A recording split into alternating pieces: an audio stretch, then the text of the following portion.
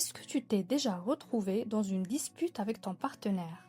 Une dispute sur quelque chose d'apparemment anodin. La façon dont il t'a répondu, un plan annulé à la dernière minute, une remarque qui n'avait l'air de rien, et tu as senti quelque chose monter en toi qui était complètement disproportionné par rapport à la situation. Une douleur, une colère, une tristesse d'une intensité qui t'a surprise toi-même. Et au fond, dans un coin de ta tête, tu savais que ce n'était pas vraiment lui le problème, ou pas seulement lui, que quelque chose de beaucoup plus ancien venait de se réveiller, quelque chose que tu n'avais jamais tout à fait fini de traverser, ou peut-être que tu es quelqu'un qui choisit toujours le même type de partenaire, différents visages, différents noms, différentes histoires en apparence, et pourtant, à chaque fois, le même scénario se rejoue avec une précision presque comique. Les mêmes dynamiques, les mêmes blessures, les mêmes moments où tu te retrouves exactement au même endroit émotionnel que la dernière fois. Et tu te demandes si c'est une malchance chronique ou si c'est quelque chose en toi qui orchestre tout ça sans te consulter. Ou encore, c'est peut-être le scénario le plus insidieux de tous. Tu es dans une relation stable, aimante, avec quelqu'un qui te respecte vraiment, quelqu'un qui est là, vraiment là, qui ne va nulle part. Et pourtant, il y a quelque chose en toi qui n'arrive pas tout à fait à se poser, qui surveille, qui attend que ça se casse, qui cherche les signes avant-coureurs d'une catastrophe qui ne vient pas, qui se protège d'une douleur qui n'est pas encore là et qui ne viendra peut-être jamais. Parce que quelque chose en toi, quelque chose de très profond et de très vieux, ne croit pas vraiment qu'on peut rester, que les gens restent, que tu mérites que quelqu'un reste. Aujourd'hui, on va parler de tout ça, de ce qui se passe vraiment sous la surface de nos histoires amoureuses, de pourquoi l'amour est peut-être le terrain où nos émotions non traitées s'expriment avec le plus de force, le plus de précision et le plus de conséquences sur nos vies. Bienvenue sur Blooming Elite, le podcast qui enlève les masques des femmes qui réussissent à l'extérieur, mais qui étouffent un peu à l'intérieur. Soyons clairs dès le départ. Je ne suis pas là pour te faire du développement personnel de comptoir basé sur des attitudes positives, des bains de forêt et des citations Instagram. On va faire de la haute chirurgie. On va parler de mindset, de finances, de psychologie profonde, de biologie. Mais on va aussi aller fouiller sans tabou dans les coulisses de l'intimité, du couple, de la sexothérapie et du vrai pouvoir personnel. Installe-toi confortablement, prépare ton matcha ou ton thé de prédilection et s'il te plaît, évite de m'écouter en répondant à 3 messages urgents en même temps. Suspends le temps. On commence aujourd'hui un voyage qui va changer ta trajectoire. Il y a une vérité sur les relations amoureuses que la plupart des gens n'entendent pas, parce qu'elle est trop inconfortable pour être dite clairement et trop complexe pour tenir dans une citation Instagram. Nos relations amoureuses ne sont pas des rencontres entre deux personnes libres qui choisissent de construire quelque chose ensemble à partir de rien. Elles sont des rencontres entre deux histoires, deux systèmes nerveux, deux collections de blessures, de croyances, de patterns appris très tôt et reproduits avec une fidélité absolument remarquable depuis. Dès les premières secondes d'une rencontre, avant même que tu aies échangé 3 phrases avec quelqu'un, avant même que tu saches son prénom correctement, ton cerveau fait quelque chose d'extraordinaire et d'un peu terrifiant. Il scanne, il compare, il cherche des correspondances avec ce qu'il a déjà vécu et il génère une réponse émotionnelle, cette fameuse impression que quelqu'un te correspond ou pas, à partir de données qui n'ont presque rien à voir avec la personne réelle en face de toi, et presque tout à voir avec ce que tu as vécu avant, avec ce que ton système nerveux reconnaît, avec ce à quoi l'amour ressemblait dans ta vie avant cette personne. C'est pour ça que l'attirance n'est pas aussi mystérieuse qu'on le croit. Ce n'est pas du destin, ce n'est pas de la chimie au sens romanesque et inexplicable du terme. C'est ton système nerveux qui reconnaît quelque chose de familier. Et familier ne veut pas dire bon. Familier veut dire connu. Et parfois, souvent même, ce qui nous est le plus familier, c'est précisément ce qui nous a fait le plus de mal. Les femmes qui ont grandi avec un parent émotionnellement absent, distant, présent physiquement mais jamais vraiment là, vont souvent se retrouver attirées par des partenaires qui reproduisent cette distance. Pas parce qu'elles aiment souffrir, pas parce qu'elles cherchent la douleur, mais parce que leur système nerveux a appris que l'amour ressemble à ça, que l'amour implique ce manque, cette distance, cet effort constant pour obtenir une attention qui ne vient jamais tout à fait ou qui vient par intermittence, et que cette intermittence crée une forme d'addiction. Et quand quelqu'un de disponible, de stable, de vraiment présent se présente, quelque chose en elle ne reconnaît pas ça comme de l'amour. Ça leur semble trop calme, trop facile. Ça ne ressemble pas à ce qu'elles ont appris à appeler amour. Alors, elles s'ennuient, ou elles fuient, ou elles sabotent.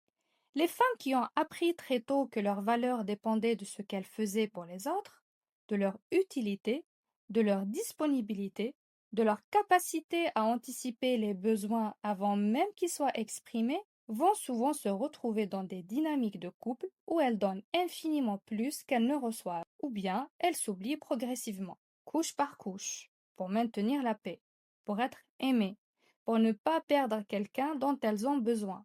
Et elles appellent ça de l'amour, alors que c'est un pattern de survie émotionnelle qui date de bien avant cette relation et qui n'a rien à voir avec l'homme ou la femme en face d'elle. Les femmes qui ont vécu des trahisons importantes, des abandons réels ou perçus, des moments où quelqu'un en qui elles avaient confiance les a laissées tomber d'une façon fondamentale, vont souvent développer des stratégies de protection très sophistiquées. Soit elles hyper-contrôlent leur relation, surveillent chaque signal, analysent chaque comportement, anticipent la prochaine trahison avec une vigilance épuisante, soit elles s'en vont avant que l'autre puisse partir, créant elles-mêmes la séparation qu'elles redoutent pour rester dans la position de celle qui choisit plutôt que celle qui est choisie. Soit elles choisissent des situations où l'engagement véritable est l'impossible par définition, parce que s'engager vraiment, c'est s'exposer à une douleur qu'elles ne sont pas sûres de pouvoir traverser à nouveau. Ces schémas ne sont pas des défauts. Ils ne disent rien de négatif sur ta valeur ou sur ta capacité à aimer. Ils disent tout sur ce que tu as vécu et sur le fait que personne ne t'a jamais vraiment aidé à le traverser, à le nommer, à le regarder en face sans en avoir honte. Parlons maintenant des disputes, parce que c'est là que tout se révèle avec le plus de clarté et le moins de filtres. C'est là que l'armure tombe, pas toujours élégamment, et que ce qui est vraiment là, depuis longtemps, remonte à la surface. Il y a une chose que j'ai observée dans ma propre vie et dans les conversations que j'ai avec des femmes autour de moi, les disputes de couple les plus intenses, les plus douloureuses, celles qui durent des heures et qui laissent des traces qui mettent des jours à s'estomper, elles ne portent presque jamais vraiment sur qu'elles semblent porter en surface. La dispute sur le fait qu'il ne t'a pas demandé comment s'était passée ta journée, elle ne porte pas sur cette journée. Elle porte sur le besoin fondamental d'être vu, d'être important, d'exister dans la vie de quelqu'un d'une façon qui compte vraiment, pas juste comme une colocataire avec qui on partage les charges. Et ce besoin d'être vu, il a commencé bien avant lui. Il a commencé à un moment de ta vie où quelqu'un d'important n'a pas regardé. La dispute sur le fait qu'il a pris une décision importante sans te consulter, elle ne porte pas sur cette décision spécifique. Elle porte sur le contrôle, sur la peur profonde de perdre le gouvernail sur ta propre vie, sur quelque chose qui s'est passé à un moment précis où on t'a retiré ce contrôle de façon brutale ou répétée et dont tu n'as peut-être jamais vraiment parlé à personne. Et maintenant, chaque fois que tu perçois cette perte de contrôle, même minime, même dans un contexte qui n'a objectivement rien de dramatique, quelque chose en toi réagit comme si c'était une question de survie. La dispute sur le fait qu'il passe du temps avec ses amis alors que tu avais envie de le voir, elle ne porte pas sur ses amis, elle porte sur l'abandon, sur cette conviction profonde, souvent inconsciente, que les gens qu'on aime finissent toujours par choisir autre chose que toi, que tu ne seras jamais la priorité de quelqu'un, que tu dois te battre pour ta place dans la vie des gens que tu aimes. Et chaque fois que son comportement, même innocent, même bienveillant, ressemble de loin à cet abandon que tu connais, quelque chose en toi se ferme ou explose. Quand une réaction émotionnelle est disproportionnée par rapport au déclencheur apparent, c'est presque toujours le signe que le vrai sujet est ailleurs, que la vraie blessure est plus ancienne, que ce que tu vis dans cet instant précis a réactivé quelque chose qui attendait là depuis longtemps. Et le vrai problème, c'est qu'on règle la dispute de surface. On s'explique, on s'excuse, on trouve un compromis, on dit je comprends et tu as raison et la prochaine fois on fera autrement, et on pense que c'est réglé, jusqu'à la prochaine fois, où le même schéma se répète avec un déclencheur légèrement différent. Parce que la blessure profonde, elle, n'a jamais été touchée, elle attendait juste la prochaine occasion. Il y a quelque chose de particulièrement difficile dans le fait que l'intimité amoureuse soit précisément l'endroit où nos blessures les plus profondes se réactivent le plus facilement, parce que c'est l'endroit où on est le plus exposé, le plus vulnérable, le plus sans armure. Et cette armure que tu portes si efficacement dans ta vie professionnelle, dans tes relations sociales, dans ta vie publique, elle ne tient pas face à quelqu'un qui te connaît vraiment. Alors, tout remonte. Parfois de façon très peu élégante, parfois d'une façon qui te fait honte après. Ce n'est pas un échec, c'est une invitation. Une invitation à regarder enfin ce qui est là depuis longtemps et qui attend d'être traversé. On a vu depuis le début de ce podcast que le corps garde tout, qu'il archive les émotions non traversées et qu'il les exprime à sa façon quand le mental fait semblant que tout va bien. Dans les relations amoureuses, cette vérité prend une dimension encore plus concrète, encore plus intime et encore plus impossible à ignorer. Ton système nerveux autonome, ce réseau qui régule en permanence ton état intérieur sans te demander ton avis, réagit à ton partenaire en permanence. Pas juste dans les moments de conflit ou de tension, même dans les situations ordinaires. Quand il entre dans la pièce, quand il te touche, quand sa voix prend un certain ton, quand son silence dure un peu trop longtemps, quand son comportement ressemble même vaguement, même indirectement à quelque chose que tu as déjà vécu et qui t'a fait souffrir, il y a un concept en neurosciences qui s'appelle la co-régulation. L'idée que les systèmes nerveux de deux personnes proches se synchronisent, qu'ils s'influencent mutuellement, constamment, souvent sans aucun mot échangé.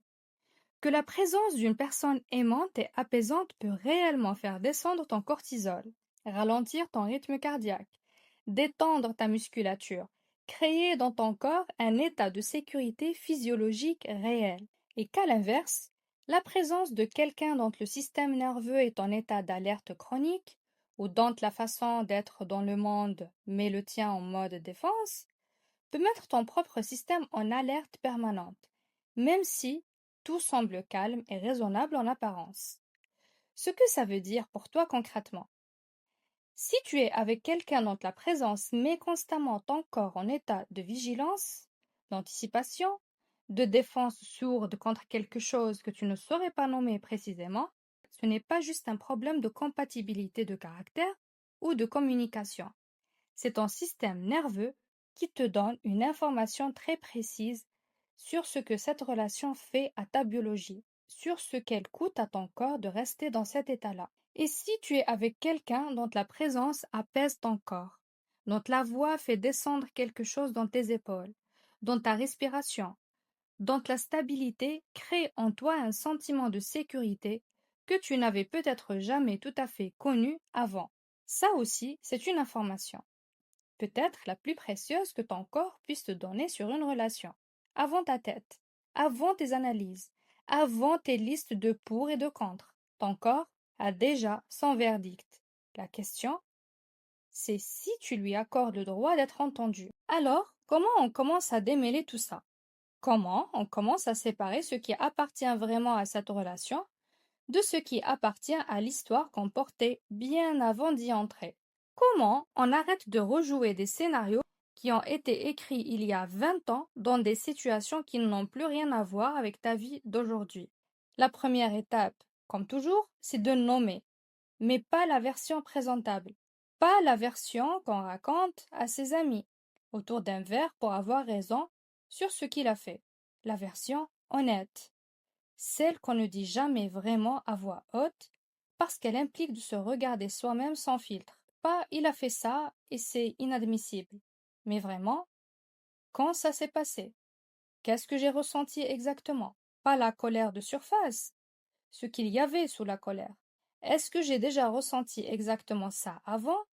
Quand? Avec qui? Qu'est-ce que cette situation dit sur ce dont j'ai vraiment besoin? Ce travail de connexion entre ce qu'on vit maintenant et ce qu'on a vécu avant, c'est le travail qui change vraiment les schémas. Pas les conversations de couple où on explique à l'autre ce qu'il a mal fait, même si ces conversations ont leur place. Je te laisse avec une seule question ce soir. Dans ta relation actuelle, ou dans ta dernière relation, ou dans la façon dont tu envisages l'amour en général, quelle est la peur que tu n'as jamais dite à haute voix?